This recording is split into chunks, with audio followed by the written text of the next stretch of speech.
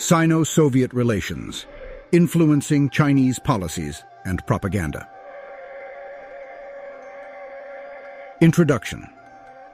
The relationship between China and the Soviet Union, particularly after the establishment of the People's Republic of China, PRC, in 1949, had a profound impact on Chinese policies and propaganda. This period of Sino-Soviet relations was marked by ideological alignment, political collaboration, and mutual influence, shaping the trajectory of Chinese governance and its international stance. 2. Early alignment and Soviet influence, 1949 to 1960, formation of the PRC. With the founding of the PRC, China entered into a close alliance with the Soviet Union, viewing it as a model for socialist development. Soviet assistance. The USSR provided significant economic, military, and technical assistance to the newly established PRC, influencing the development of Chinese infrastructure, industry, and military capabilities. 3. Impact on Chinese policies. Economic and industrial policies. The first five-year plan, 1953 to 1957 in China, was heavily influenced by Soviet models of centralized planning and industrialization. Military and security strategies.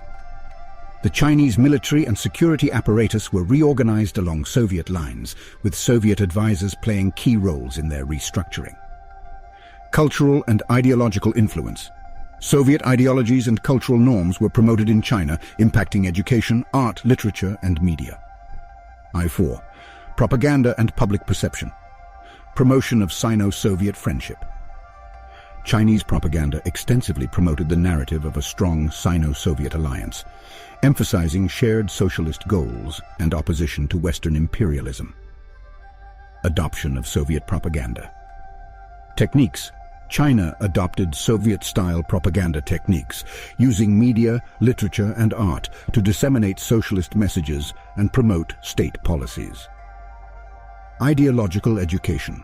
The education system in China was influenced by Soviet pedagogy, with an emphasis on Marxist-Leninist ideology and the Russian language.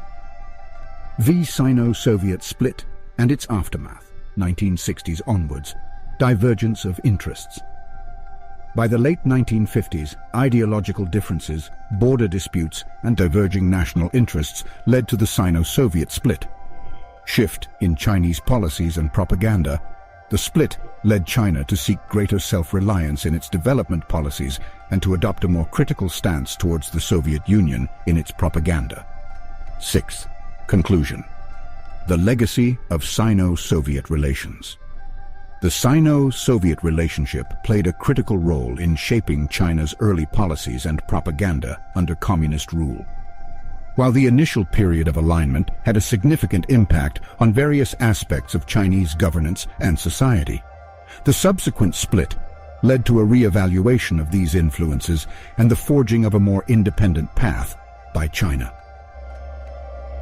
The dynamics of Sino-Soviet relations left a lasting imprint on China, influencing its approach to governance, economic development, and international relations. The initial emulation of Soviet models and later divergence reflect the complex interplay of ideology, national interest, and political strategy in the context of the Cold War era.